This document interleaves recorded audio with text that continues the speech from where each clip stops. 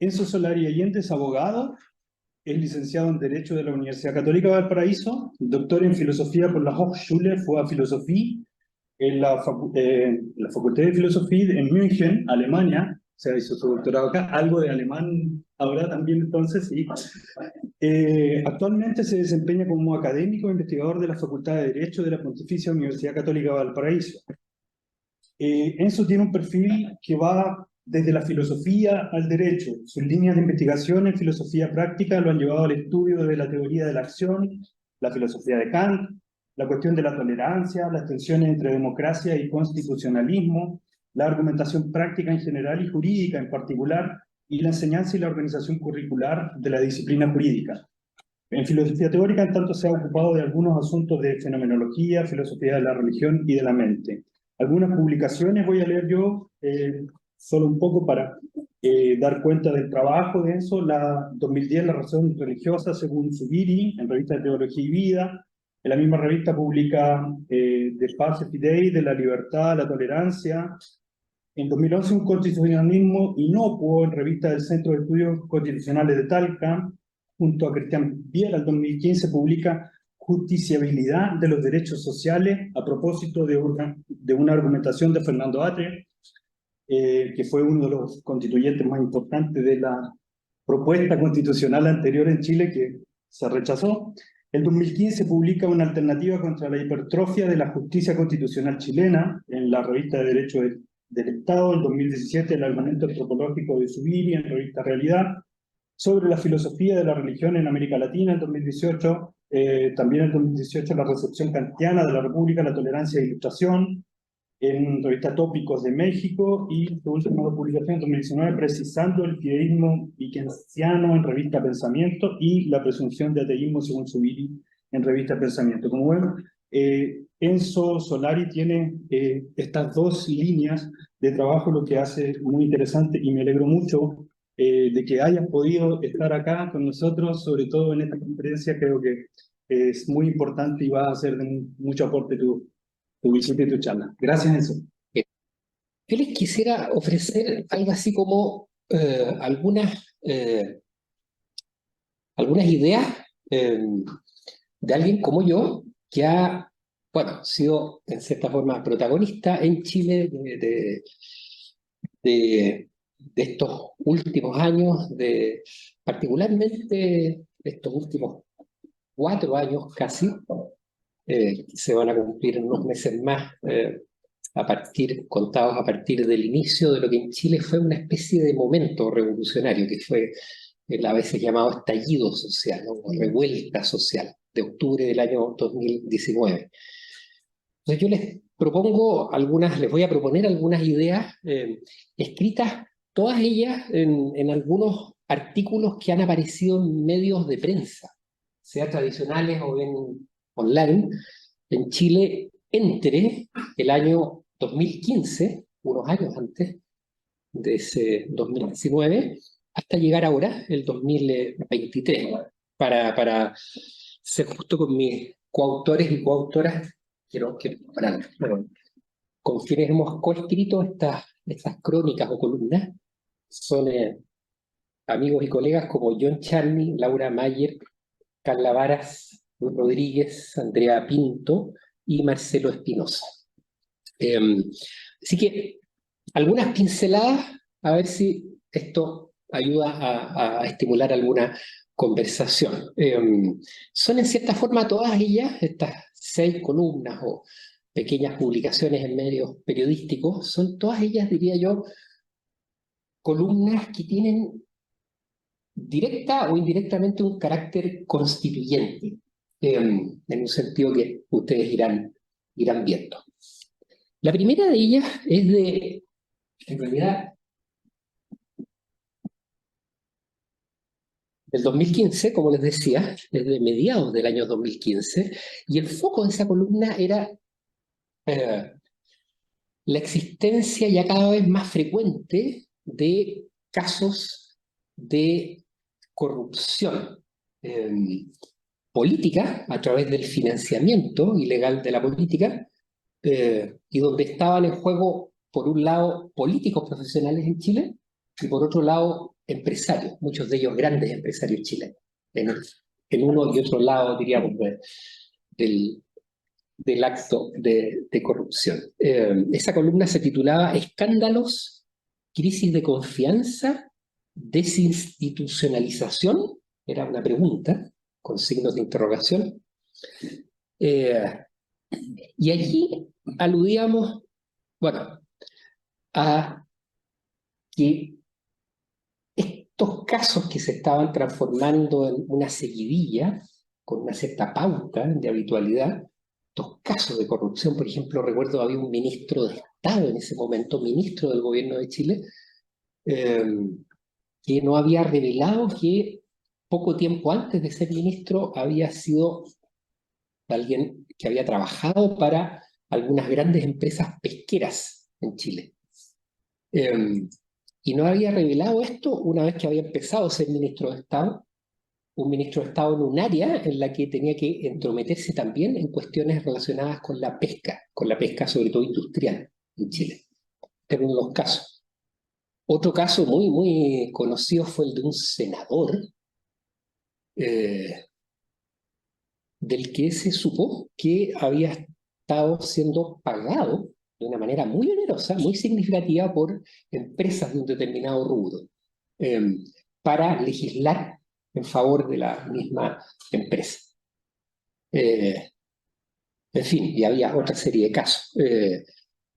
En esta primera crónica, nosotros con los colegas con quienes la coescribimos, detectábamos, de ahí el título, no solo un problema como de confianza en el sentido más habitual de la palabra, de la confianza personal que hay en una persona que uno conoce más o menos bien y en la cual uno deposita cierta fidelidad. No, hablábamos en este artículo más bien de una especie de confianza en términos políticos, de la necesidad de avanzar hacia bueno, unas formas de convivencia en las que fuera posible una confianza políticamente hablando, para que uno pudiera, por ejemplo, bueno, interactuar con un representante político, ojalá sin la sospecha de que ese representante, junto con ser un representante político, fuese una especie de agente oficioso o informal de una empresa, sea que ese representante estuviera en el gobierno, sea que estuviera en el Congreso de Chile. Esta es una cuestión que uno diría es como lo mínimo, ¿no? Que un representante es de esperar que represente, en cierta forma, el interés general y no esté, digamos, de una manera informal adelantando o avanzando las posiciones de una empresa que lo está pagando. Y bueno, esta cuestión de la confianza, políticamente hablando, nos llevaba en ese artículo del 2015, en esa crónica del 2015, también a asomarnos a la necesidad de algo así como una nueva constitución, de un nuevo pacto, para, en el fondo, poder dar pasos en dirección a la confianza políticamente hablando. Ya nos parecía importante en ese momento discutir nuevamente los términos constitucionales o básicos de la convivencia en Chile. En el 2015, bueno, como ahora, en el 2023, vivíamos, por cierto, bajo el alero de la constitución originalmente impuesta en dictadura, la constitución pinochetista de 1980. Y ya, bueno, sugeríamos que esta constitución, por distintas razones que luego abordaré, no parecía la forma adecuada, ni digna, incluso ni estética, de seguir conviviendo y de ir abordando una cantidad de cuestiones en Chile. La siguiente columna, ya 4 años después, es del 2 de noviembre del 19, del año 19. Y es una columna que se titula El fin de la transición y la necesidad de una nueva constitución. Y ahí el título es mucho más explícito. Es una columna escrita pocos días después, en caliente, por decirlo en chileno, sobre la marcha, pocos días después del estallido, con otros colegas. Y claro, acá detectamos que este estallido que se acababa de producir en Chile, se había iniciado en Santiago. Chile es un país, como otros de América Latina, de esto hablábamos con David hace un rato, Chile es un país de un nivel de centralización política, administrativa, económica, que es increíble.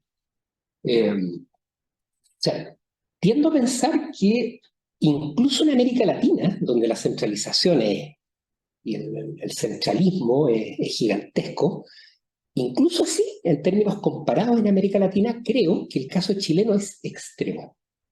Creo. Porque por último, pese a todo, hay algunas experiencias más o menos felices, eso habrá que verlo, pero hay algunas experiencias federales en América Latina. En Chile no. Chile, la estructura político-administrativa del Estado es completamente centralizada. Hay regiones, pero que están, por distintas razones, fieramente subordinadas a la metrópoli central.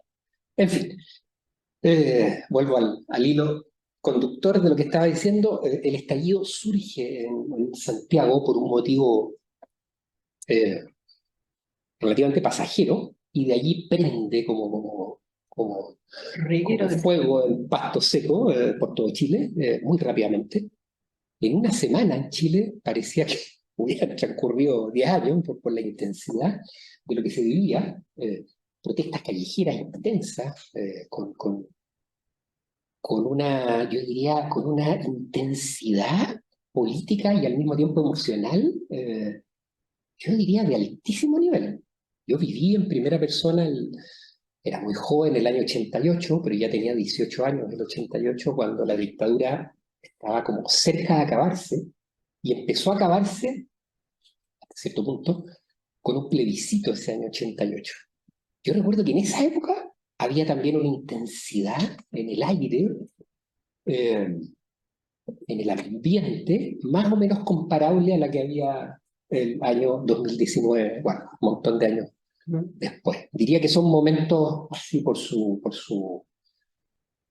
densidad histórica que pueden hasta cierto punto compararse pese a todas las diferencias. Bueno, vuelvo a esta crónica, la del 19, escrita pocos días después. Ahí identificábamos rápidamente un par de cuestiones que nos parecía que estaban revolviéndose o estallando con el estallido. Una era lo que podríamos llamar la Constitución chilena, pero la Constitución primero en términos sociales, lo que podríamos llamar entonces la Constitución social chilena. Bueno, caracterizable por cosas que son tan comunes en América Latina, niveles de desigualdad que son abismáticos, una subordinación en el peor sentido de la palabra del factor trabajo versus el capital en Chile, que luego de la dictadura se consolidó, pese a algunos cambios y modificaciones.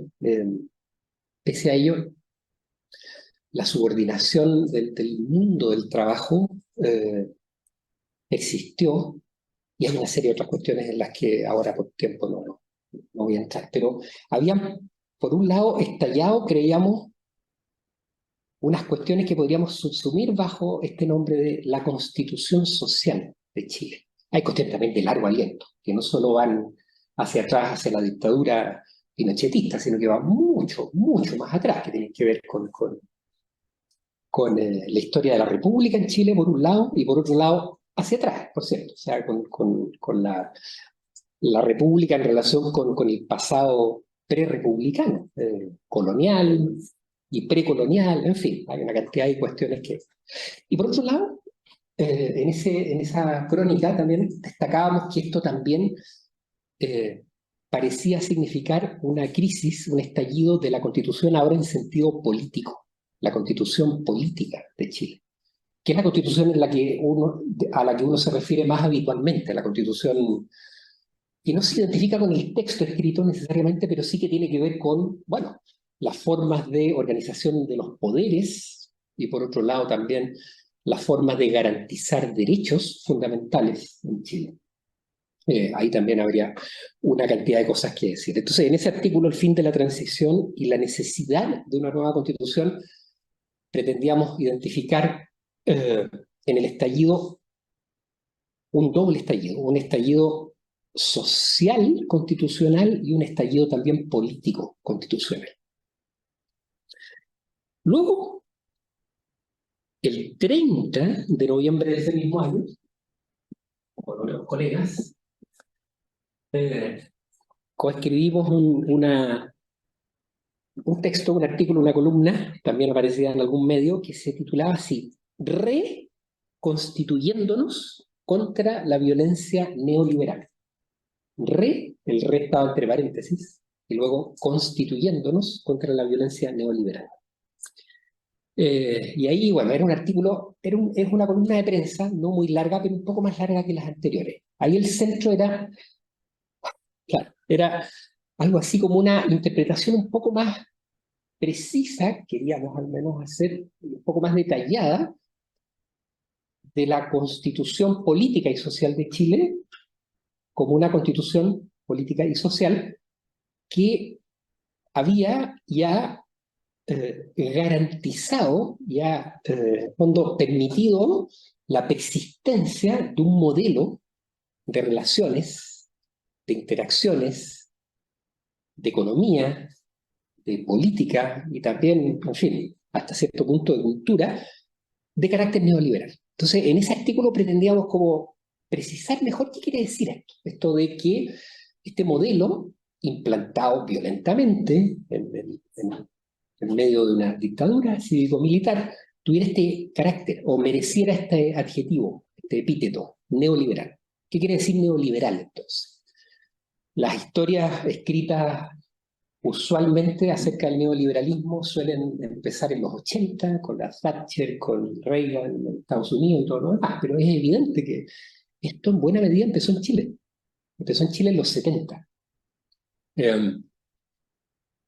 Y empezó con metralleta en mano, empezó de manera violenta, brutalmente violenta. Entonces, bueno, en ese artículo hay, de hecho empezaba esa crónica, ese artículo con un recuerdo de una carta que le dirige el famoso economista austríaco, uno de los grandes, digamos, representantes de la escuela austríaca en economía, Hayek, una carta que le enviara a comienzos de los 80 a la Margaret Thatcher, cuando ella empezaba también con su largo periodo en Gran Bretaña. Y donde, perdón, es al revés, la carta es de ella a él, donde ella en esa carta, bueno, como que miraba el caso chileno, del que ya habían transcurrido casi 10 años, con no solo sorpresa, sino con franco entusiasmo, por las reformas que se estaban implementando, la privatización en curso de distintos sectores, las rebajas impositivas, en fin, y otras características más que son muy habituales, son las habituales, de hecho, en las experiencias neoliberales que conocemos. Entonces, en esa carta, Thatcher felicitaba lo que estaba ocurriendo en Chile, pero al mismo tiempo decía algo interesante, decía, pero claro, entre nosotros, en el Reino Unido, las cosas no pueden ser exactamente iguales. ¿Por qué? Porque esto ocurrió en Chile, bueno, a la fuerza, sin pedirle el consentimiento a nadie. Esto ocurrió en dictadura. La cultura política británica no es exactamente esa, las cosas se tienen que hacer de otra manera, con otro ritmo, hay que lograr algún tipo de consentimiento más o menos, bueno, amplio, difundido para llevar a cabo políticas neoliberales, como las que ella quería llevar a cabo y llevó a cabo, de hecho. Luego, bueno, habría mucho más que decir, pero en un siguiente texto, que es de fines de ese mismo año, del 30 de diciembre, 19, casi acabándose ese año, ya llevábamos 2 meses y medio, digamos, de estallido, pero bueno, ya había aquí en este punto, se había llevado a cabo un proceso de pacto entre los partidos existentes en Chile y representados en el Parlamento, en el Congreso chileno. Se había pactado un procedimientos para llevar a cabo eh, un ejercicio constitucional o constituyente. O sea, para llevar a cabo la redacción o la creación o la elaboración de una nueva constitución en Chile. Esto había ocurrido en un punto intermedio que está acá. En esta nueva crónica nos centramos porque no solo hay que hablar, pensábamos tan en general, sino que a veces hay que hablar más en particular. Entonces nos centrábamos en cuestiones de carácter penal, de carácter criminal, en el sentido, aquí me perdonarán, como soy abogado, en el sentido más técnico y específico del término. Entonces, en ese texto titulado así, Nueva Constitución, Nuevo Código Penal,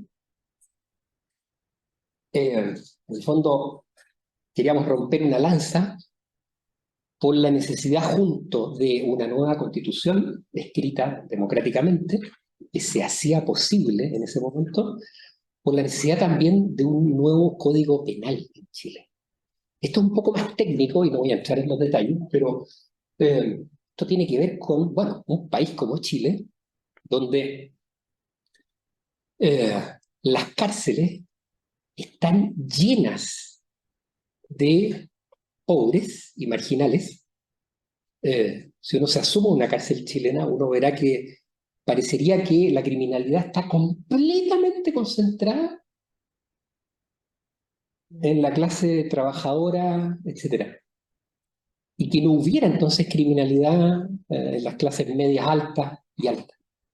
Si uno mira las cárceles, uno diría, solo los pobres cometen delitos en Chile.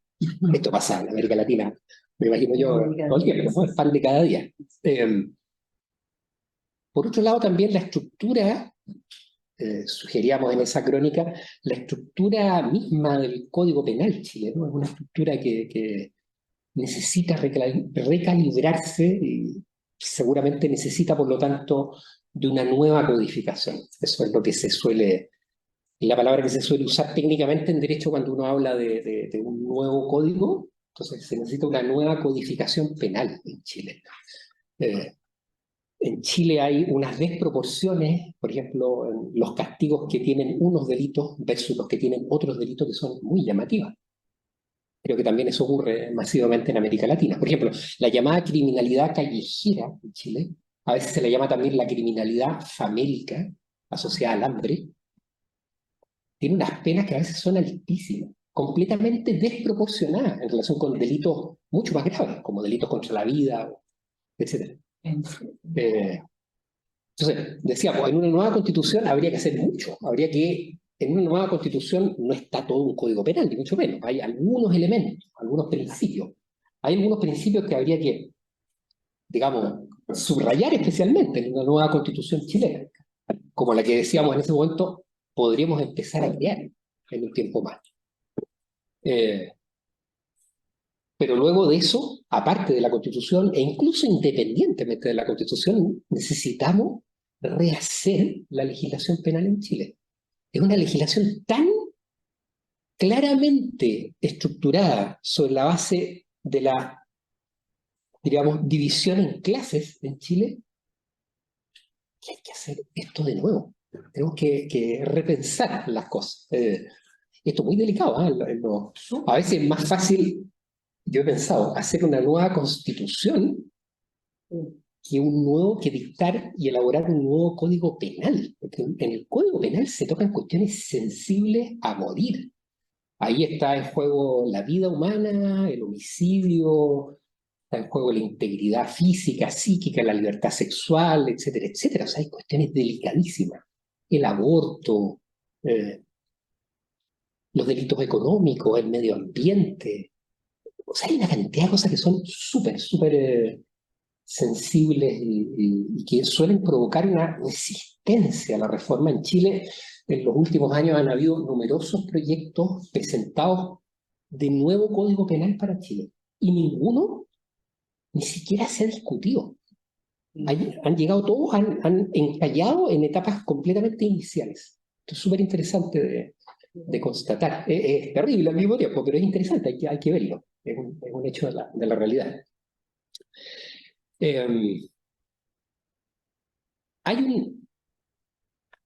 hay una columna que ya es del 2020, del 23 de octubre del año 2020, es la penúltima de las que les quiero hablar, que se titulaba La libertad académica en tiempos de crisis constitucional. La libertad académica en tiempos de crisis constitucional. Es otra columna escrita para hablar un poco más en detalle, y no tan en general, del neoliberalismo, que está muy bien, y hay que hacerlo, o de, bueno, la necesidad de un nuevo arreglo del poder en Chile, está muy bien. Pero aquí entrábamos en una cuestión que tiene que ver bueno, con la educación superior y particularmente con las universidades. Y con la necesidad de fondo, de crear algo así como un estatuto, tanto para las universidades en Chile, como para la profesión académica en Chile, o sea, para los académicos y académicas chilenos y chilenas, que por un lado permita que las universidades se desarrollen de la mejor manera posible, vitalmente, pero al mismo tiempo garantizando, por decirlo así, ciertos estándares mínimos. Que las universidades, ojalá en todas ellas, haya tal complejidad, tal sofisticación, que en todas ellas haya docencia, enseñanza, mucha de ella profesional, está bien, pero no solo eso. En Chile, con la dictadura militar y después de ella, brotaron una enorme cantidad de universidades, muchísimas universidades privadas, muchas de ellas de ínfima calidad, básicamente docentes, donde la investigación casi no existía, y donde las carreras que se impartían eran básicamente profesionales. Está muy bien que haya carreras profesionales, pero donde las ciencias básicas, las humanidades, las artes, etcétera, etcétera, estaban o infrarrepresentadas o casi totalmente ausentes. Y por otro lado, eso tiene que ver entonces con el estatuto de la universidad. Y por otro lado, también en esta columna, sugeríamos la necesidad de que la profesión académica, o sea, el ser profesor o profesora en una universidad también requería un estatuto especial, una especie de protección. Hay que decirlo y al mismo tiempo añadir de inmediato, esto no se puede malentender como una especie de defensa corporativa, ¿no es cierto?, como una especie de autodefensa. Los que escribíamos esta columna también, todos éramos académicos universitarios. Entonces, esto se puede malentender en el sentido de que, bueno, los académicos quieren un estatuto a través del cual, digamos, se protejan y se defiendan y se pongan como al margen del examen o de la crítica. Claro, eso es un riesgo que hay que abordar y creo que también es bueno mirarlo a la cara en riesgo. Pero lo que queríamos decir, no era eso, por cierto, lo que queríamos decir es que en Chile la libertad académica y la profesión, la actividad del académico requiere un nivel de identificación y de protección en el mejor sentido de la palabra. Ha habido casos en Chile de académicos y académicas que han pasado muy malos ratos o han terminado fuera de universidades por expresar ciertas opiniones, o por llevar a cabo ciertas investigaciones, o por tocar o no tocar tal o cual tema. Son formas, yo diría, casi de manual de afectar la libertad académica. Y eso en Chile no está bien protegido, o no ha estado bien protegido. Es verdad que eso cambió hace algunos pocos años con una nueva ley en Chile que reguló la actividad universitaria y de paso también la libertad académica. Es cierto que hay una ley entonces que al menos abstractamente hablando, yo creo que permite decir que hay hoy día una mejor protección de la profesión y de la libertad académica. Pero nosotros decíamos, bueno, seguramente aquí se puede ir un poquito más lejos, sin ser tan ambicioso, y al mismo tiempo el proceso constituyente, y en ese momento todavía tampoco empezaba, pero que teníamos en el horizonte, seguramente una nueva constitución chilena también podría dar algunas pistas y unas pocas orientaciones. En fin. Y el último texto, que es en realidad es de hace un mes, pero curiosamente son casualidades imprevisibles, se acaba de publicar hoy día. Hoy día estamos a 27 de julio. Bueno, ¿en qué medio? es la edición chilena de Le Monde Diplomatique. Está en la edición online, hoy día. Y la verdad, Después Enzo, te la lo envío. preparaste para nosotros. Esto estaba escrito hace un mes y tanto. Claro. Y si les cuento la historia, esto lo voy a leer un poquitito. La prehistoria de esto es que esto lo enviamos al Mercurio Legal, que es como una derivación para el mundo jurídico de un diario chileno que se llama El Mercurio. El Mercurio es un diario chileno emblemático. Que no les puedo hablar ahora en detalle porque no hay tiempo, pero es un emblema de cierta prensa, de cierta posición ideológica, tiene una historia, ¿no? En fin, que remonta también, bueno, mucho más atrás de la experiencia de la UP en Chile. Digamos, es un diario antiguo. De hecho, el más antiguo de Chile no es el Mercurio santiaguino, sino que es el Mercurio de una región que es el de Valparaíso, exactamente. Dicen que sería el diario más antiguo, no sé si en América Latina, escrito en lengua española con circulación regular por su fecha de nacimiento. Y yo no sé si es verdad, que a veces en Chile se dicen algunas cosas con demasiado entusiasmo. Hay que calmarse un poco, pero vuelvo a esta columna. En cualquier caso, nosotros pretendimos colocar ahí el artículo. Una periodista que trabaja para ese medio nos dijo, perfecto, nos recibió el artículo, nos pidió hasta las fotos de los dos coautores y no se pudo.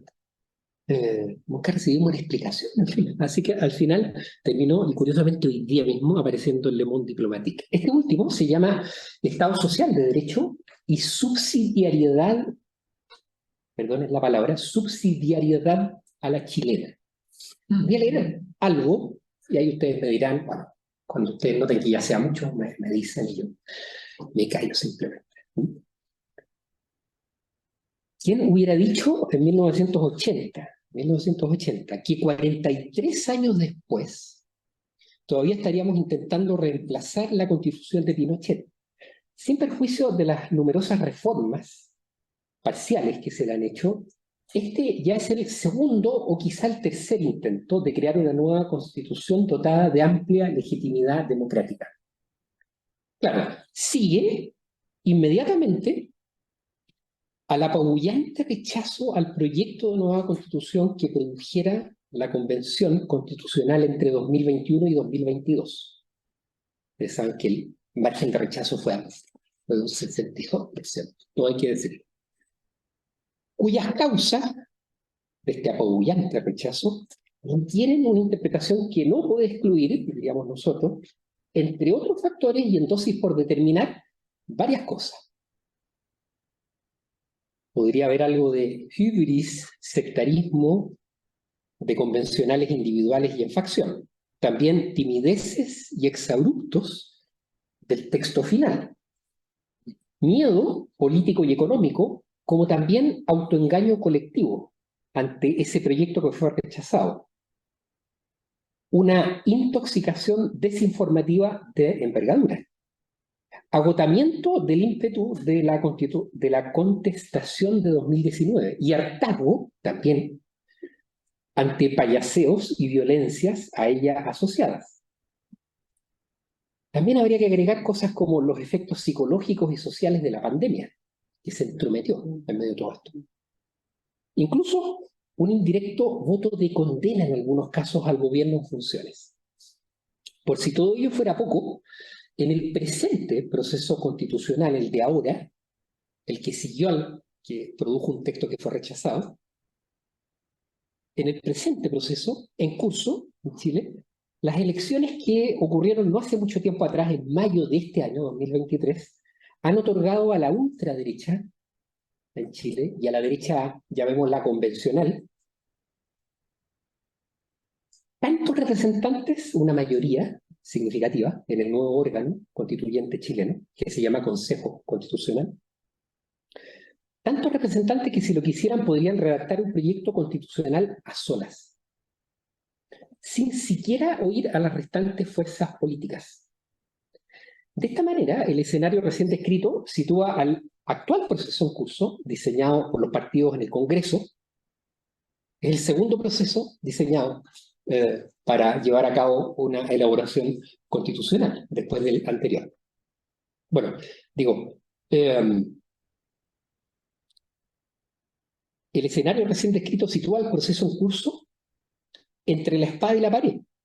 Entre la espada, diríamos, en el sentido del rechazo que experimentó el proyecto anterior, y la pared, que sería algo así como un nuevo proyecto por el que parte importante de las derechas, la convencional y la ultra, no tiene mayor interés, y que requiriendo aprobación plebiscitaria a fines de este año, en diciembre de este año, tampoco podría llegar a ser, esto es completamente hipotético, respaldado por muchos ciudadanos y ciudadanas hasteadas de la cuestión constitucional y sumamente antipolíticos. Esto podremos hablar después.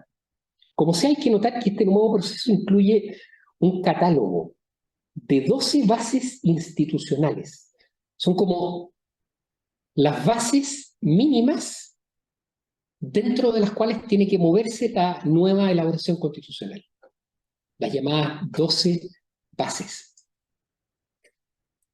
Algunas de estas bases son ostensibles constricciones al ámbito de acción que tienen los redactores para diseñar una nueva propuesta.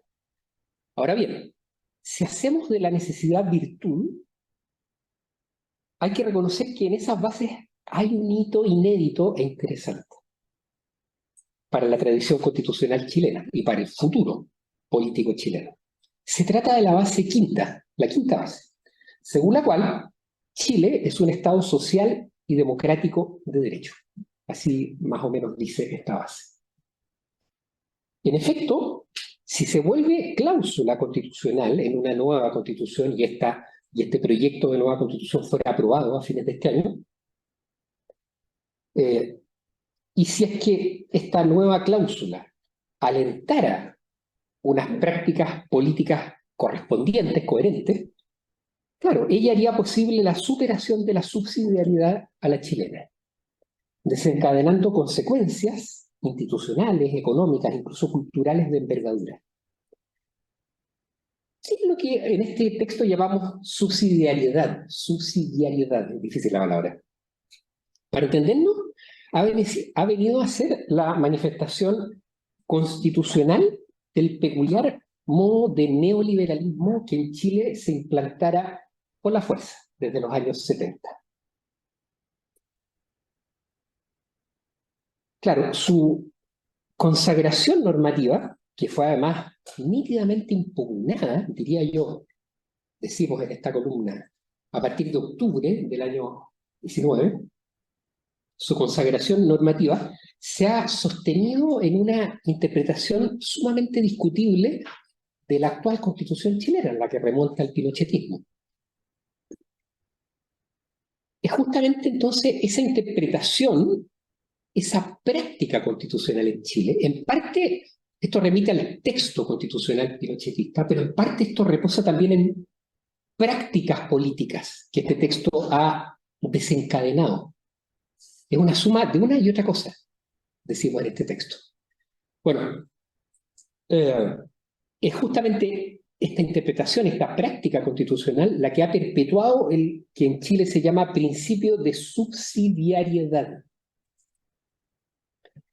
Que es una especie de paquete, es un conjunto de cosas, es un paquete de ideas y de instituciones, y que se ha convertido en Chile, por lo menos hasta el año 2019, se convirtió en Chile en una especie de lugar común, de normalidad, permeando por todas partes, permeando la sociedad civil, el espectro político chileno, etcétera, etcétera. Y claro, este paquete de ideas e instituciones ha hecho, como es bien obvio, tanto de la privatización como de la desregulación el fundamento de la mayor parte de la actividad empresarial y productiva, alcanzando en Chile a la educación, a la salud, a las pensiones, al transporte, a la vivienda, al urbanismo, incluso al agua en Chile, al estatuto del agua en Chile.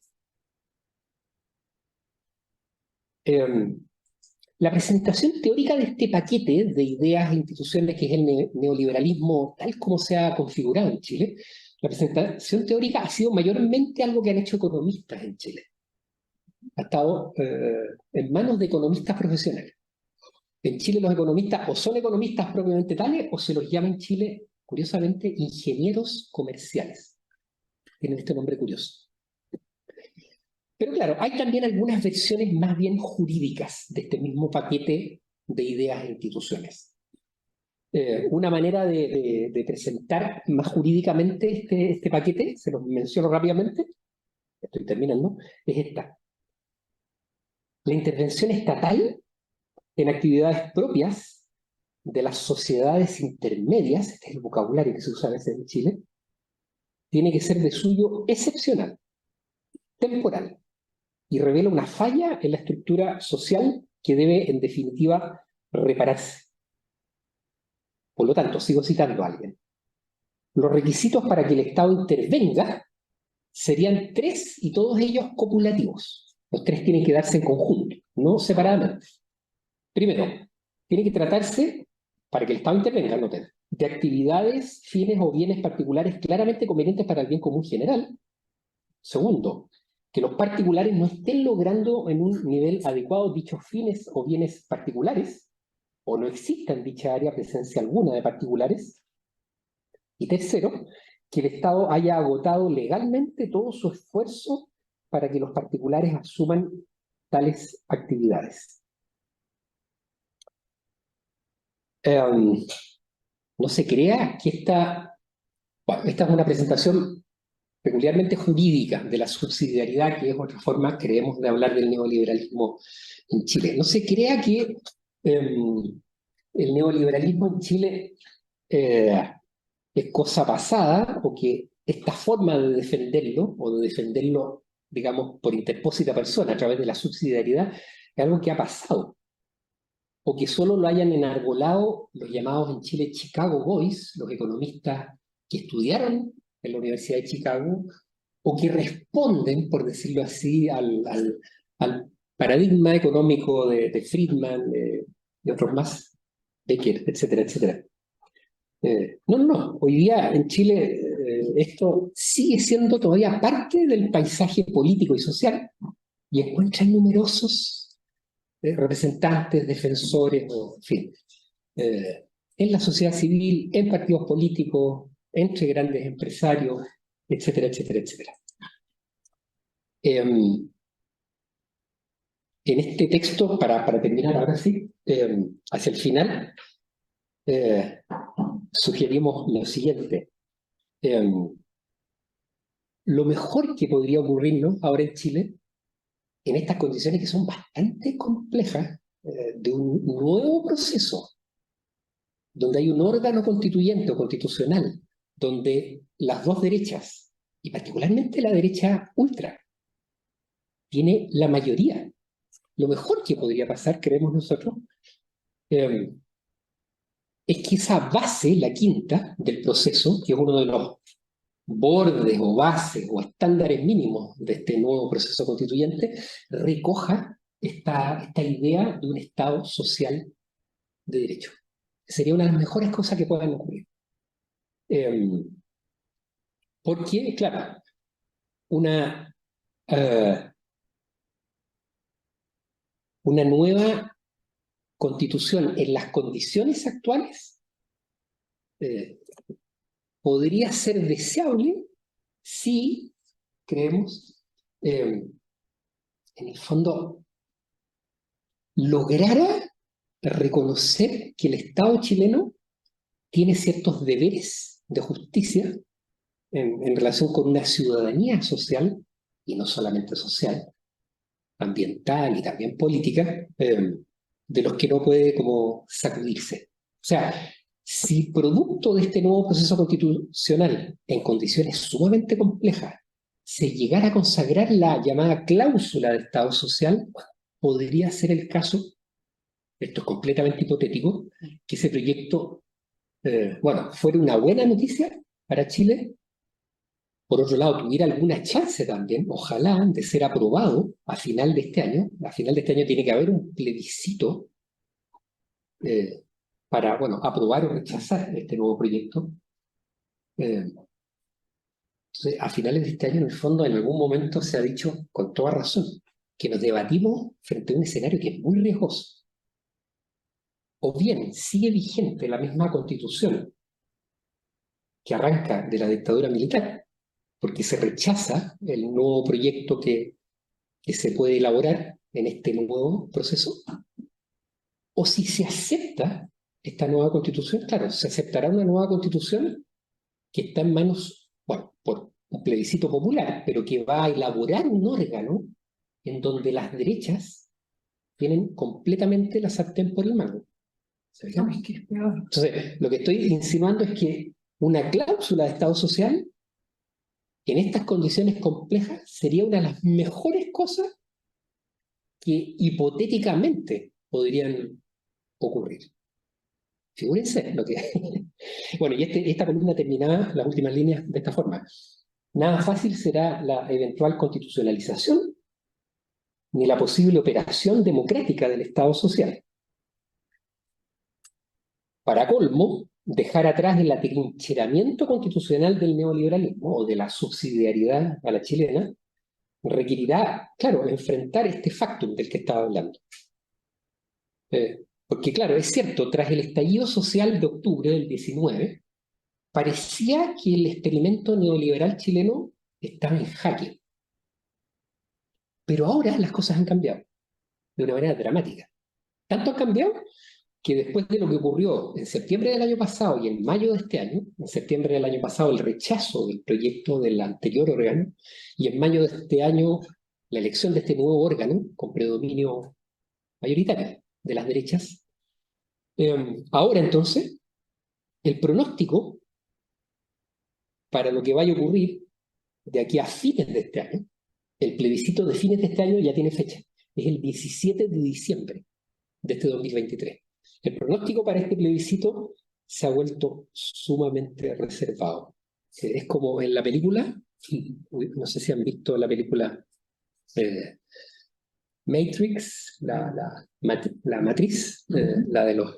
la película que tuvo tres episodios, el primero de los cuales a mí me parece soberbio, interesante, lleno de cosas en las que hay que pensar. Pero ustedes recordarán que después alguno de los episodios se titulaba The Matrix Reloaded, la matriz recargada. Uno podría decir que el arreglo neoliberal chileno, en estos momentos, en las condiciones actuales, está recargado. Oh. Perdón, me he pasado un poquito en el tiempo, pero No.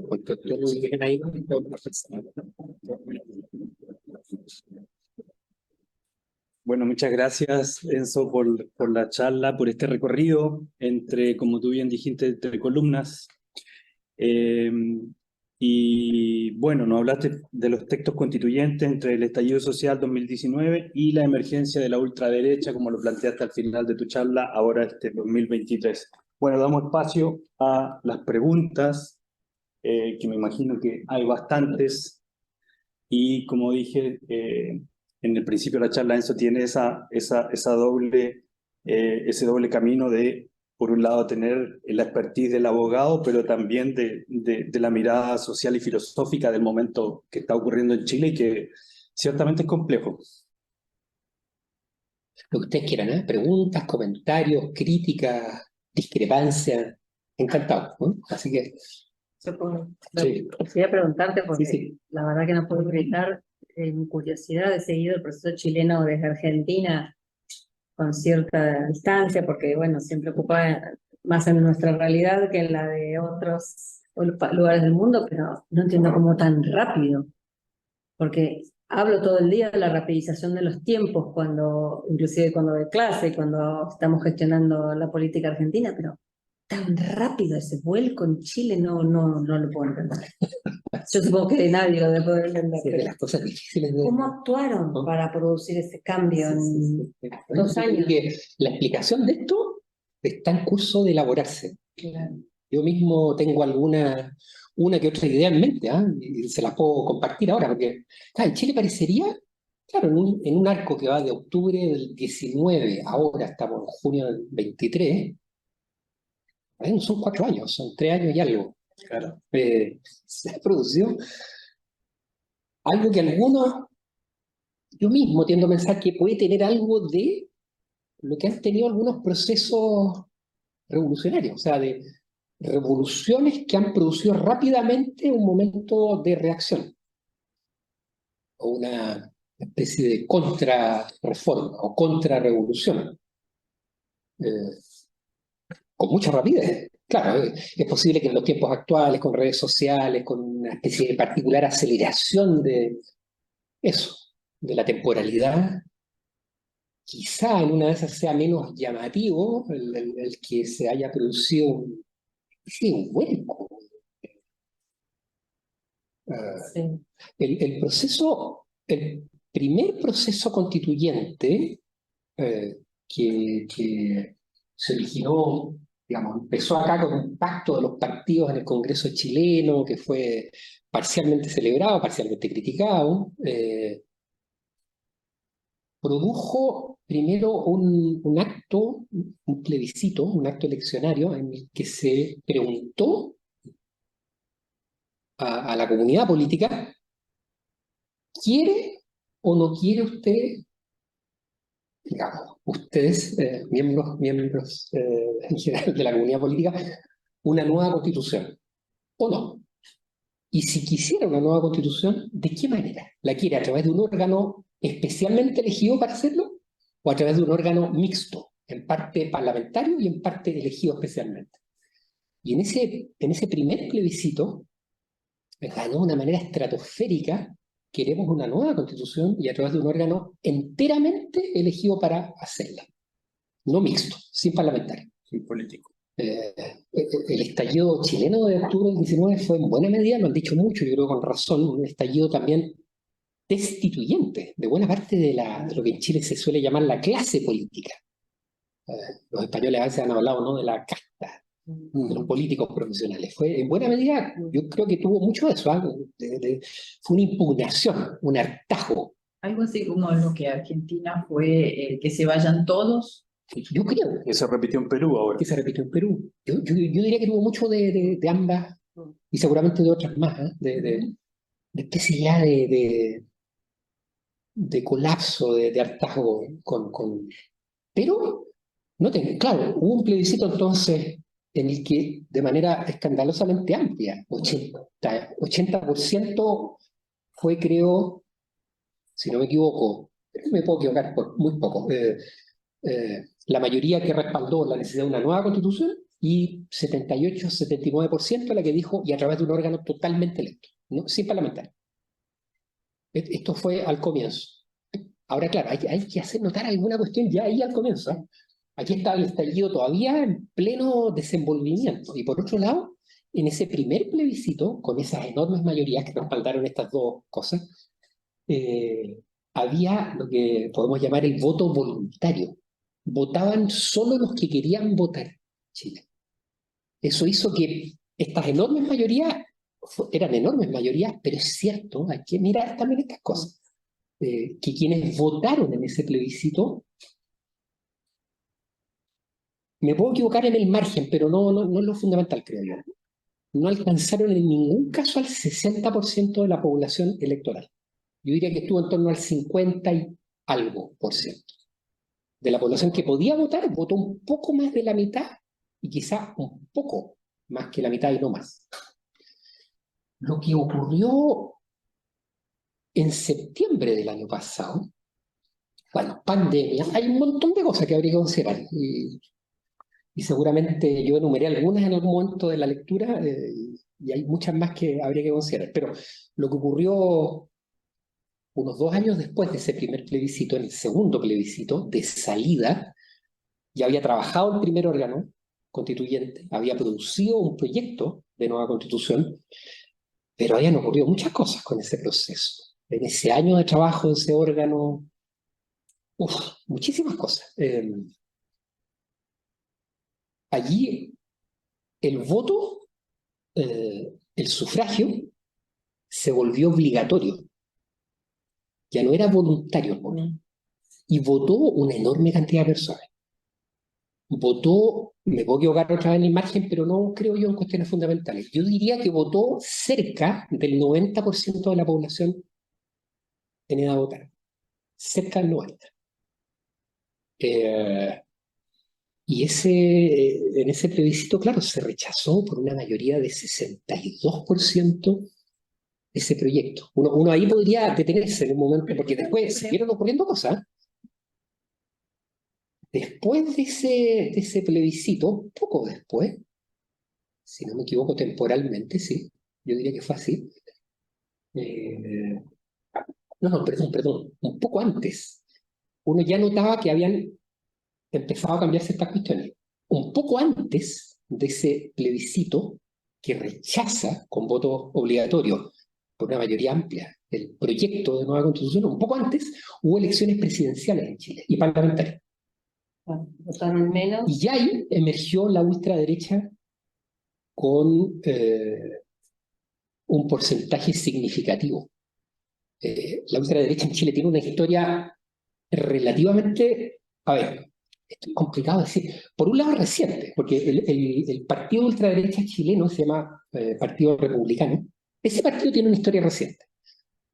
Debe tener 5, 6, 7 años, no más. O sea, si uno lo compara con las ultraderechas más conocidas en Europa, por ejemplo, ¿no? Tiene una historia mucho más larga, mucho más larga. Pero por otro lado, eso es una manera de ver las cosas. La ultraderecha en Chile, yo diría que evidentemente que remonta por lo menos al pinochetismo. Y el pinochetismo tiene una historia larga en Chile. En 1988 yo les comenté eso cuando yo tenía 18 años y se hizo ese plebiscito que fue el comienzo del fin de la dictadura de Pinochet. Ganó el no. Pinochet ahí sometió, la constitución de Pinochet sometió a plebiscito la opción de decir: queremos que Pinochet siga siendo el jefe de gobierno del Estado en Chile por 8 años más. O no queremos eso. Ganó el no queremos eso. Eso fue el comienzo del fin de la dictadura.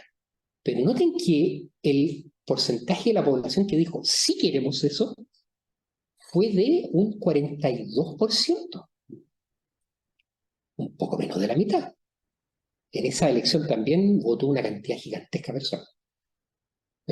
Yo diría el 90 y tantos % de la población en edad de votar. Pero en esa época, noten, 42% tuvo el pinochetismo. Entonces hay una historia en Chile con la ultraderecha que es relativamente, no es tan nueva después de todo. Pero yo lo que te quería preguntar en ese marco es, ¿qué es lo que enamora para que los votantes elijan una opción de extrema derecha como la que representa Kast o esta gente, ¿no? Porque en la cuestión política hay una parte de cuestión de razón y hay otra cuestión de emoción, ¿no? O sea, vos elegís por motivos racionales, pero también hay una cuestión emocional. Entonces, ¿qué es lo que lleva a que los votantes elijan votar hasta en contra de sí mismos? Porque vos las opciones que me estás dando en función de la Constitución que podría llegar a ser, y también es de terror. O sea, creo que hasta me quedo con lo que hay, ¿no? Entonces, me pregunto, esa es mi pregunta concreta, ¿no? ¿Qué es lo que enamora a los votantes para elegir la derecha y la extrema derecha? A tu opinión, ¿qué es lo que te parece a vos? Difícil, ¿eh? A ver, en una de esas juntemos 2 comentarios, preguntas, ¿les parece? Y de ahí seguimos conversando. ¿Sí? Bueno, quería hacer un comentario, también pregunta, bueno, comentario de Carlos. Sí. Bueno, yo hablaba el otro día con mi mamá y han habido muchos, en Colombia también han habido muchas disputas y muchas cosas controversiales y todo. Y ella me decía que para qué salir, para qué votar, para qué hacer todo esto si nada va a cambiar, si todo va a salir como está. Entonces yo le digo, o sea, si seguimos con tu mismo pensamiento, si no hacemos algo, si hacemos algo y no va a cambiar, entonces ¿para qué seguirlo haciendo si vamos a seguir de la misma manera? Entonces, ¿cuál es el chiste? O sea, ¿de qué estamos hablando aquí? Porque si tú quieres seguir que la sociedad cambie, pero no quieres hacer ningún cambio al respecto, ahí ya vamos. Pero por ahora la verdad, si no quieres tú ir a las marchas, tú y hacer algo al respecto y votar como deberías, y pero igualmente tienes un cambio, pero a otra vez no quieren hacerlo porque te da miedo, porque dices, ¿para qué hacerlo si nada va a cambiar? Entonces, y ese es el pensamiento de muchos colombianos, o sea, de ¿para qué voy a las marchas? ¿Para qué voto? ¿Para qué tal? Si nada va a cambiar, si todo va a seguir igual. Y bueno, y la pregunta era al respecto de los subsidios. No entendí muy bien lo de los conceptos, o sea, porque la palabra subsidio en sí es recibir un dinero del gobierno, una organización o lo que sea. Eso no lo entendí muy bien. Sí, sí, sí. Lo explico de inmediato, que es una terminología muy chilena en realidad, que normalmente hay que explicar. La subsidiariedad, la idea de actuación subsidiaria del Estado en Chile, equivale a decir que el Estado solo debe actuar, sobre todo económicamente, cuando, digamos, el mundo particular, privado, no es capaz o no tiene interés de actuar en un determinado sector. Entonces, la idea es que el Estado está habilitado para su actuación económica si y solo si entonces los privados no tienen interés o no están en condiciones o en capacidad de actuar. Esto habría que sofisticarlo un poquito más después, pero en principio se puede decir así. Entonces, es una especie de principio político constitucional, en rigor no está como tal presente en el texto de la Constitución pinochetista, pero es muy evidente que ha sido un principio que ha operado, de hecho, en la práctica política y constitucional chilena. Entonces, eso ha hecho, por ejemplo, que en Chile una buena cantidad de sectores económicos y sociales, yo mencionaba algunos en algún momento, como, ¿qué son las pensiones en Chile? La seguridad social chilena en términos de los retiros, o sea, lo que ocurre cuando una persona termina con, digamos, llega a una edad, tiene que jubilarse, en fin, y empieza entonces a recibir una pensión. Eso en Chile está completamente administrado y manejado por empresas privadas, las llamadas AFPs. Y las AFPs hace una buena cantidad de años en Chile que están, por decirlo de alguna manera, socialmente quebradas, muy desprestigiadas. Las pensiones en Chile, en promedio, son realmente paupérrimas. No alcanzan siquiera al umbral del salario mínimo. Y el salario mínimo en Chile también es bastante bajo. Si ustedes compararan el salario mínimo chileno, en fin. Y también los promedios salariales en Chile. Bueno, esto pasa también en América Latina. Yo creo que siempre es la misma historia. Bueno,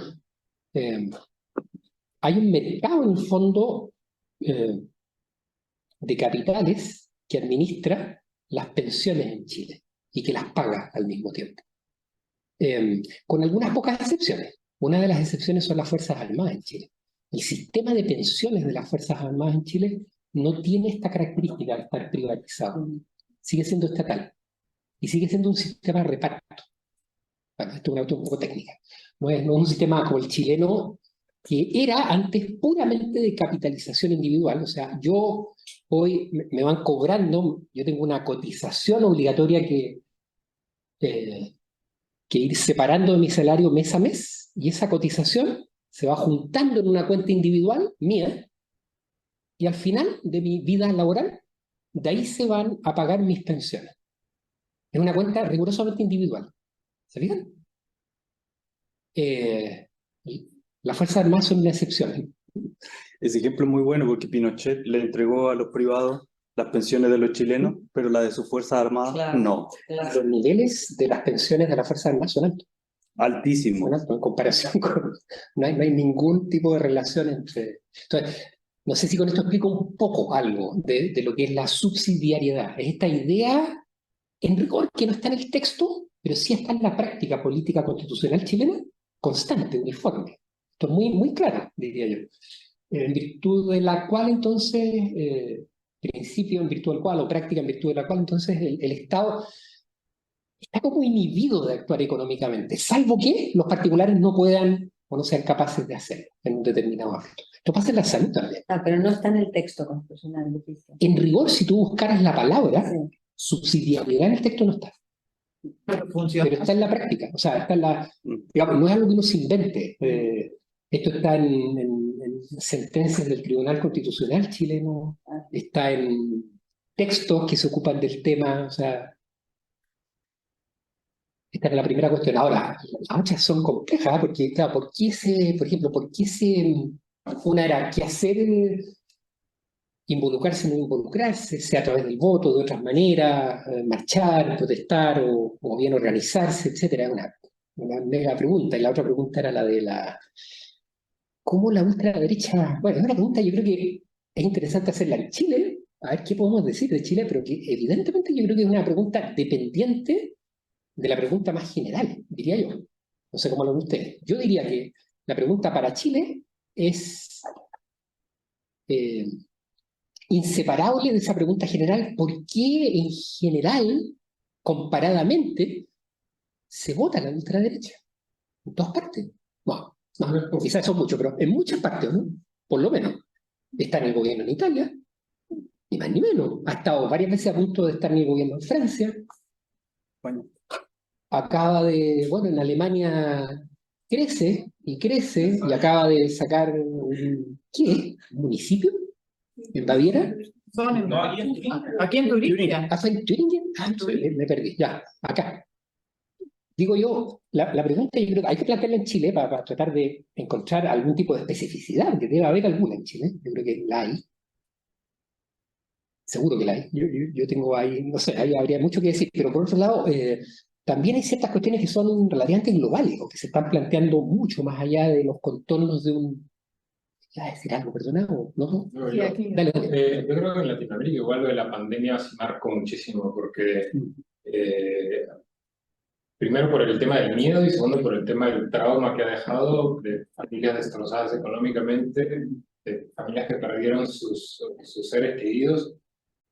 Yo creo que eso terminó generando una sensación tal de protección que a la vez se tradujo en un divorcio total entre la gente y la clase política representada por todo el arco político.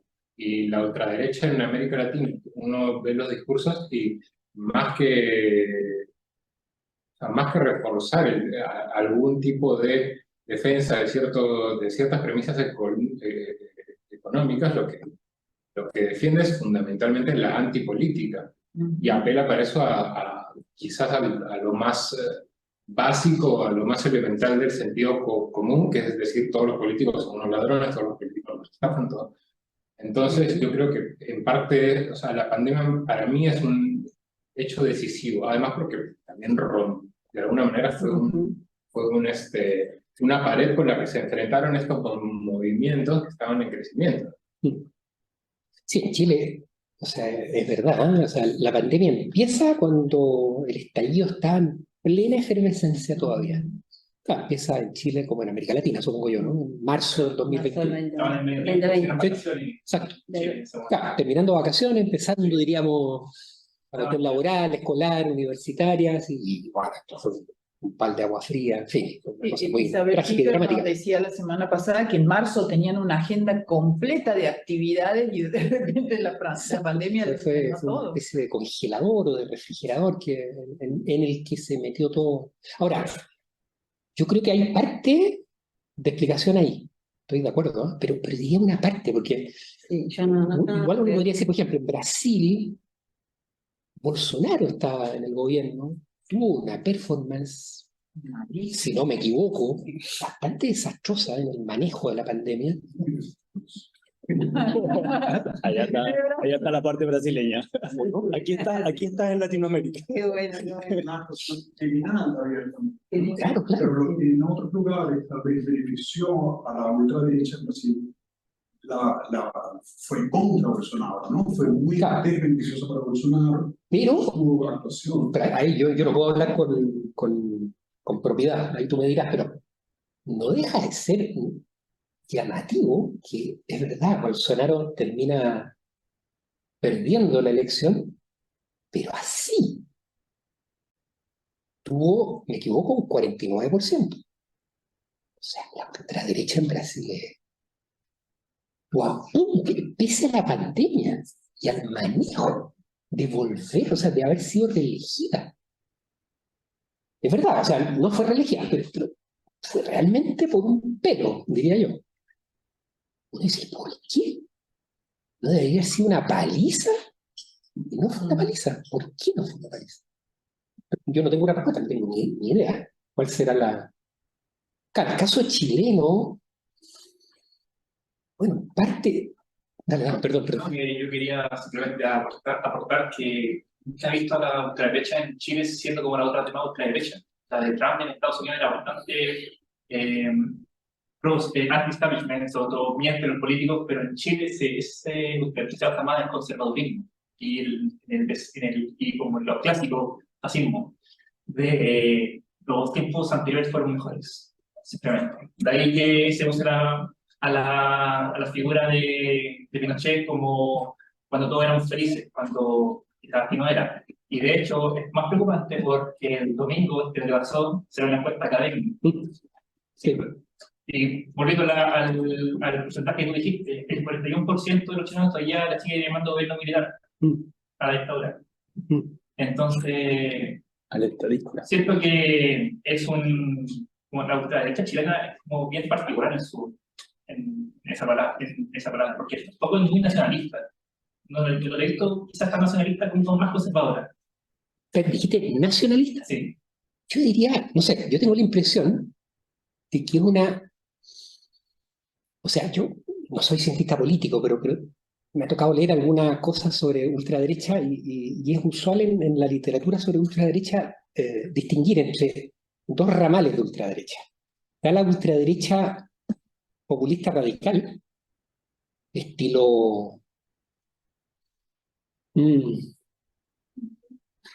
Trump, no es muy claro dónde colocarlo, pero probablemente lo que representa, por ejemplo, el Frente Nacional en Francia podría ser un ejemplo.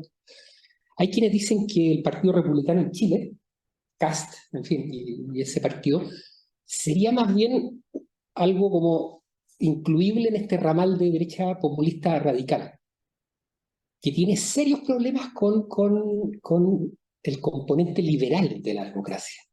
Entonces tiene problemas con grandes discusiones como las discusiones, bueno, sobre el comienzo de la vida, sobre el aborto, sobre la interrupción del embarazo, ese tipo de discusiones conflictúan enormemente este tipo de movimientos o partidos. Pero teniendo una dificultad seria con el componente liberal de la democracia, todavía es lo que dice alguna literatura de ciencia política sobre el populismo radical de derecha. Todavía tiene algún tipo de lealtad con la democracia liberal. No expresa un rechazo total de la democracia liberal. En cambio, hay otro ramal de ultraderecha. En la literatura, lo que yo he leído al menos, es lo que se suele llamar, si no me equivoco, la derecha radical, o a veces se la llama extrema. La derecha radical o extrema ya es otra cosa. Eso ya es, digamos, cabeza rapada, neonazi, o sea, Extremo. movimientos, personajes, individuos, puede ser este tipo loco de Noruega, ¿se acuerdan que cometió un atentado? ¿Se acuerdan? En Oslo y en una isla noruega donde había un campamento de jóvenes socialdemócratas y todo lo demás. O sea, ya ahí hay una impugnación brutal de la democracia liberal. O sea, son incompatibles con... ¿Se fijan? Hay dos... Ahora, claro, yo me preguntaba tiempo atrás con Trump, ¿qué decir de Trump? Porque Trump, yo tendía a decir que era más bien un representante de derecha populista radical. Dentro de todo, fue elegido por las urnas, pese a todo. Pero claro, es que después, o sea, ¿cómo terminó el trumpismo? Lo que ocurrió en Estados Unidos, el asalto al Capitolio, la negación del resultado electoral. Nunca ha dejado de decir que le robaron las elecciones. Es una cuestión ya delirante. Entonces yo mismo no estoy muy claro de qué habría que decir del trampismo. Y ahora, Es uno de los íconos y ahora las condenas judiciales. no sé si tú o en qué orden, perdón. Usted, Hatsi, ¿qué quería, no? Sí, un comentario en esa misma dirección, y es que creo que mi lectura de los discursos de extrema derecha o de derecha populista es que tienen algo de nostálgico, ¿no? De volver ya a un pasado mejor, ¿no? El American Game, justamente, y este proteccionismo de volver a este paternalismo de alguien que nos va a proteger, ¿no? De un patriarca o algo así. Y creo que eso también yo lo pude percibir en el discurso de Castro con el tema de la seguridad. Y también lo usó Trump, ¿no? Y también lo usa el Front Nacional, ¿no? Eso es solo un comentario. Y mi pregunta era, ¿cuál puede ser la crítica a la izquierda que emergió en octubre de 2019? Porque de alguna manera yo una vez participé de un seminario sobre populismo de izquierda y ellos hablaban, o sea, ese docente hablaba del momento populista, es decir, cuando todo es muy efervescente y crece como una espuma y luego se baja, porque de alguna manera es una ideología que no logra solidificar en ideas tal vez realistas, podríamos decirlo, y bueno, me quedé pensando en eso, ¿sucedió eso en Chile? ¿Me estoy equivocando en mi lectura? Buena pregunta. Estoy consciente además de que he dicho poco o nada respecto de las otras dos cosas, pero voy a decir inmediato algo. Pero para no perder de vista esto último, sí, yo también creo que por una parte hay que poner mucha atención así como en el mundo de las derechas, en el mundo de las izquierdas. Chile, la década anterior, 2010-11 en adelante, hasta ahora, fue una década en la que surgieron nuevas izquierdas, sobre todo una nueva izquierda generacionalmente identificable. De hecho, el presidente chileno actual, Gabriel Boric, es parte de esa generación, de esa nueva izquierda. Una izquierda, no sé cómo caracterizarla así muy rápidamente, pero yo diría que es una izquierda más bien socialdemócrata, pero crítica también con ciertas formas de socialdemocracia, al estilo de Tony Blair, por ejemplo, el nuevo laborismo británico, que a esta nueva izquierda chilena siempre le ha parecido una forma sospechosamente próxima al neoliberalismo y a distintas formas de políticas neoliberales. Entonces yo diría, es una forma, yo creo que es socialdemócrata, pero no comparable con la de el nuevo laborismo u otras experiencias de izquierda de los años 90. Perdón, y una cosita más.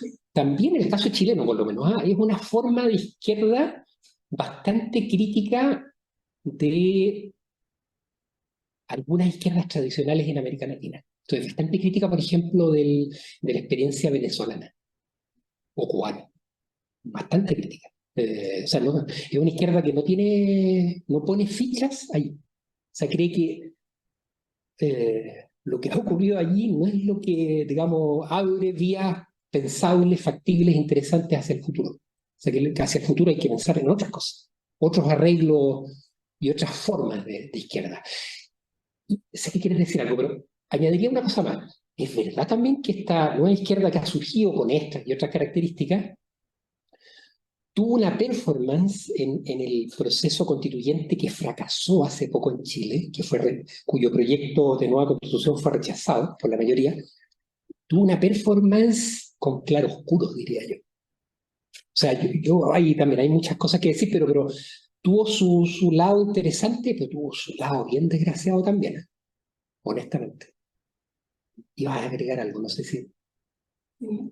Y después, perdón. Que también creo que percibió que a veces se toma el término socialdemócrata como un tono un poco despectivo Y creo que para mí ahí está como las dos izquierdas que están divorciadas de alguna manera, ¿no? La izquierda tradicional de los sindicatos, donde el actor político era el trabajador así en masculino, y que se supone que perdió identidad, ¿no? Porque por el surgimiento, por ejemplo, del feminismo, donde existe la pregunta de por qué no las trabajadoras también.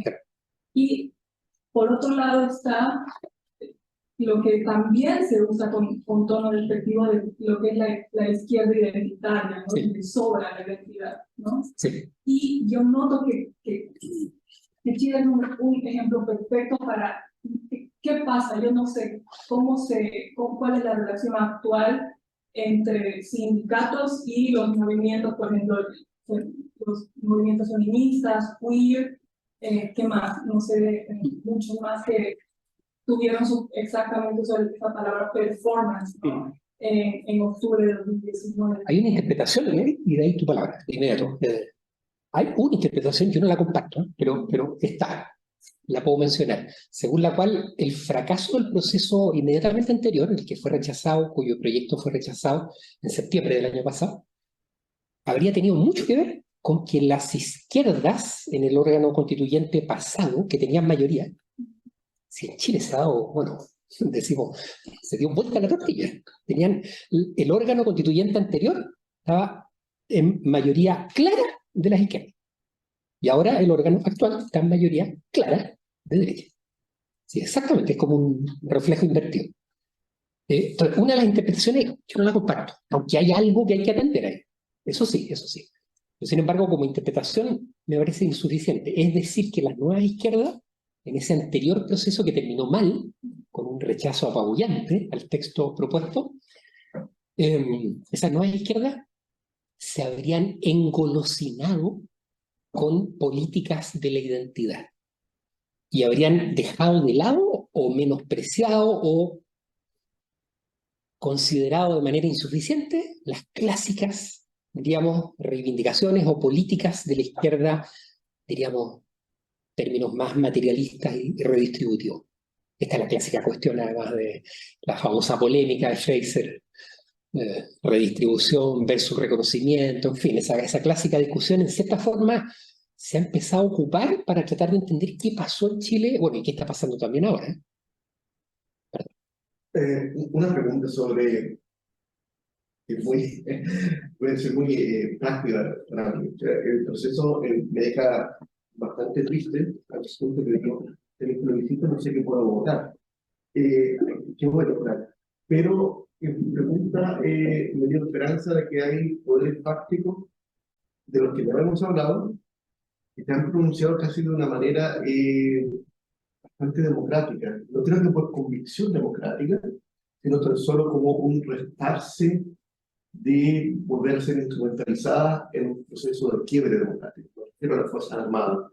Entonces, el actual comandante jefe del ejército es la persona que le dijo a Piñera, no, si yo no estoy en guerra, y me parece fantástico, y luego va a marcar una serie de hechos que sorprendieron a la derecha, pero también a la izquierda. O sea, el ejército de Chile, como levantando la voz, no estoy dispuesto a reprimir porque eso es antidemocrático, no está en la Constitución.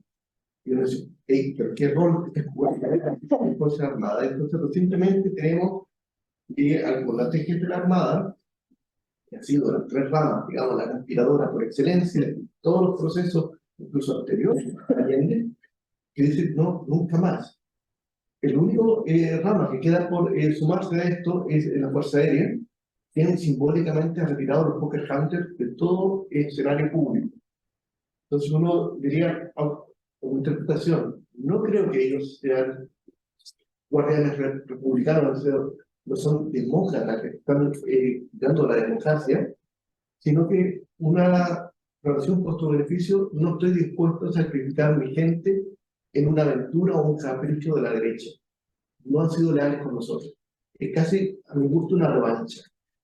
Pero esto que puede ser como bastante simple, a mí me da esperanza de que esto puede ser el límite que tú digas, o que has sugerido, de que tal vez no sea tan malo lo que puede salir de esta discusión, pese a que está de una la derecha, porque los poderes fácticos dejaron de rayar la cancha y que no estamos dispuestos a sumarnos a una aventura política. Sí, yo tiendo a pensar como tú en esto, ¿eh? O sea, que es llamativo que las Fuerzas Armadas en esta ocasión no, bueno, no han caído en la tentación, diríamos, golpista, etcétera, etcétera. Es verdad que hubo un momento muy delicado. Al comienzo del estallido, los primeros meses, hubo numerosos. Esto tuvo que ver más bien con la fuerza policial y no las Fuerzas Armadas en general, con la fuerza policial en particular en Chile.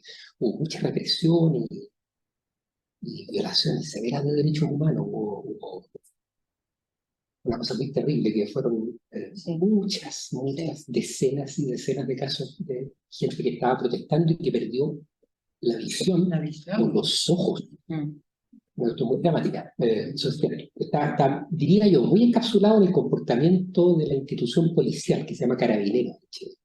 Las Fuerzas Armadas en general aparentemente son un terreno también muy misterioso para el mundo civil. Aparentemente no se habrían colocinado con la aventura golpista. Esto lo ha destacado un historiador de izquierda en Chile muy conocido, de Gabriel Salazar. A él le pareció muy llamativo este dato, ¿eh? Ya, pero entonces esta cuestión claro, de si todo esto que ha aparecido acá, que en parte les he contado, en parte también hemos conversado, es algo que como que deja un sabor en la boca amargo, no tan amargo, en fin, yo no sé, yo diría que está bien abierto todo, ¿eh? Tiene también que ver con el comentario, pregunta que tú hiciste hace un momento atrás también, de qué hacer ahora, a propósito yo diría que está bien abierto todo, ¿eh? Porque es verdad, es un hecho que en estos momentos el proceso constituyente en curso actualmente está en manos en buena medida de la derecha. Ahora, este proceso también tiene que terminar con un acto eleccionario, un plebiscito, donde todo el mundo vota y hay voto obligatorio. Entonces, es bien probable que las adhesiones hoy por hoy sean, en parte al menos, muy líquidas, muy cambiantes, no muy sólidas. Que el espaldarazo que recibió en su favor la ultraderecha en un tiempo más podría cambiar. Eso es posible. No es nada claro qué vaya a resultar de este proceso, porque las derechas tienen la sartén por el mango, pero por otro lado saben lo que ocurrió en el proceso anterior. Cuando las izquierdas tuvieron sartén por el mango y tuvieron un comportamiento no muy inteligente del todo, produjeron lo que produjeron, un rechazo bastante alto electoralmente. Eso lo saben las derechas. Entonces, eso podría llegar a ser, dicho como lo dirían los economistas, el lenguaje de la economía nos está colonizando siempre, podría ser un incentivo para que las derechas en esta ocasión digan, tenemos que contenernos un poco, porque si queremos hacer todo lo que queremos hacer, arriesgamos que pase exactamente lo mismo. Y por otro lado, lo último es que, curioso, pero la constitución actual en Chile, la de Pinochet, que ha sufrido muchas reformas, en medio del proceso que se abrió en octubre del 19, recibió otras reformas más que no había podido experimentar antes, las pudo experimentar porque hubo estallido social en Chile. Entonces, hoy, si uno mira el texto constitucional chileno, ya no es el mismo texto constitucional de hace 3 años y medio.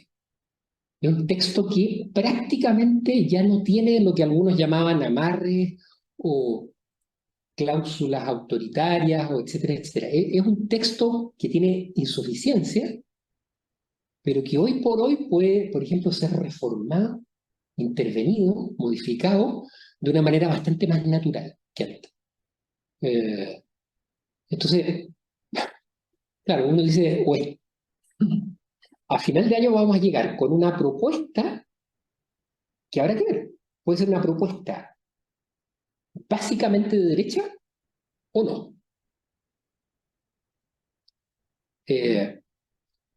Y esa propuesta, en cualquiera de los dos escenarios, bueno, tendrá que ser aprobada o podrá ser rechazada.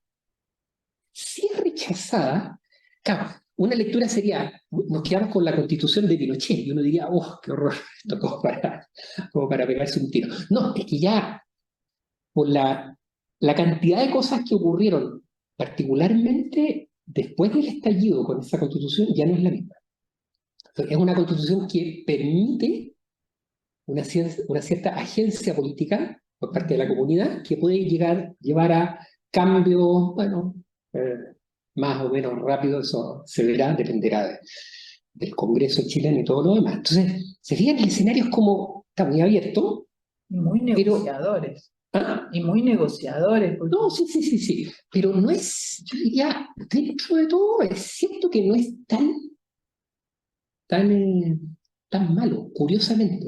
Eso es como ironías históricas, diría yo. Ahora, por lo mismo, a propósito de ese comentario que hacías tú hace un rato yo no sé, yo en eso, como yo nací en el año 70.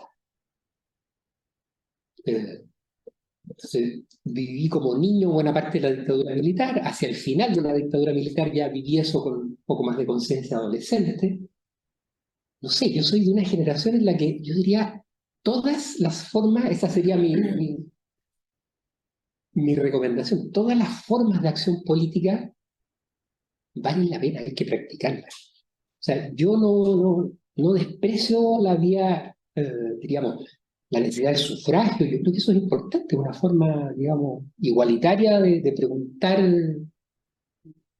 a todos por igual, etc. Yo creo que eso tiene su valor, pero por cierto que es insuficiente. Hay un montón de otras cosas, de otras formas de acción política que yo creo que hay que llevar a cabo. Yo ahí, bueno, es verdad, el ánimo sube y baja y a veces uno se enfrenta a momentos complicados, pero bueno, la política tiene esa cosa como proteica, múltiple.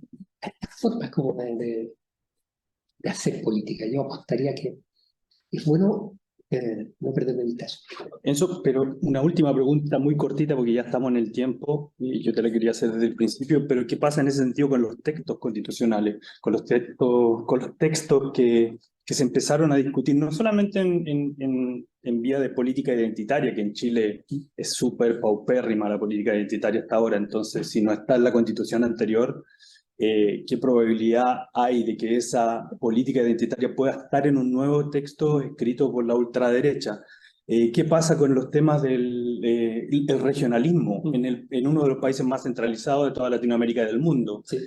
Esa discusión no la he vuelto a escuchar nunca más. No he vuelto a escuchar nuevamente el tema de los derechos de la naturaleza en un país donde el extractivismo tiene zonas de sacrificio gigantes. Tú vives al lado de una, San Antonio, en el sur tenemos un montón, los monocultivos, la industria salmonera, ninguna de esas discusiones, y la ultraderecha, la forestal. Y yo no es que tenga mi sospecha, es que estoy casi seguro que la ultraderecha esas discusiones no las va a colocar en los textos constituyentes y no está tampoco en la anterior. De hecho, la ultraderecha chilena, la del Partido Republicano en particular, es sumamente neoliberal, sumamente, porque tengo la impresión de que hay otras ultraderechas que son diferentes. O sea, el mismo Trump y en el Frente Nacional en Francia, y creo verlo en otros lugares en Europa, creo que la ultraderecha parcialmente se casa con el neoliberalismo, pero parcialmente, porque por ejemplo,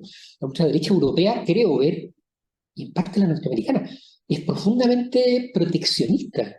Cree en políticas de protección de la industria local. Eso es intragable neoliberalmente. Eso no es neoliberal. Pero esas son mezclas, digamos, particularidades de la ultraderecha europea y en otros lugares. En cambio, en Chile, no. La ultraderecha creo que es 100% neoliberal. Entonces, claro, ahí hay cuestiones como las que tú dices, las cuestiones, por ejemplo, identitarias, pero vinculadas a etnias, pueblos originarios, etcétera, etcétera. Es bien difícil que en este proceso actual vayan a poder manifestarse siquiera el centralismo. Yo creo lo mismo. Este órgano actual es sumamente centralista. Hay una sobre-representación de la... O sea, no necesariamente por la forma de elección, porque por la forma de elección uno podría decir que Santiago fue castigado. La forma de elección tuvo una peculiaridad que hizo que los distritos que se usaron para la elección castigaran a la población en Santiago, pero sin embargo el órgano actual está trabajando sobre un anteproyecto constitucional elaborado por, esto no lo dije, no había tiempo, pero hay un anteproyecto ya elaborado, pero que es un anteproyecto, es un insumo que puede cambiar mucho, elaborado por unos expertos. Y en ese grupo de expertos, la capital en Chile tuvo una sobrerepresentación absoluta, absoluta. ¿De qué origen los expertos? ¿De académicos? Eran académicos, básicamente. La mayor parte eran abogados, abogadas. Sí, sí. El anteproyecto está. Si les interesa, les puedo dar después el link donde bajarlo. Está. Si a mí, por ejemplo, si me preguntaran a mí, ¿qué piensa un anteproyecto? Que no es el texto que va a ser votado después en diciembre, pero es un insumo para la discusión. Si a mí me dijeran, ese proyecto yo lo aprobaría, sí. Me parece incluso preferible a la Constitución actual, aunque la Constitución actual, dentro de todo, ya no está como blindada, como lo estaba antes. Lo estuvo durante casi todo el tiempo. Antes del estallido tuvo algunos cambios, pero que todavía la dejaban relativamente blindada. Después del estallido perdió casi del todo el blindaje. Pero sin embargo, si lo que hubiera que elegir es la Constitución actual tal como está y el anteproyecto, yo elegiría el anteproyecto. Creo que tiene cosas que yo mejoraría o trataría de cambiar, pero sin embargo me parece que hay cuestiones preferibles. Bien. Bien, gracias. Bueno, muchas gracias a ti, Enzo. Muchas gracias por escuchar.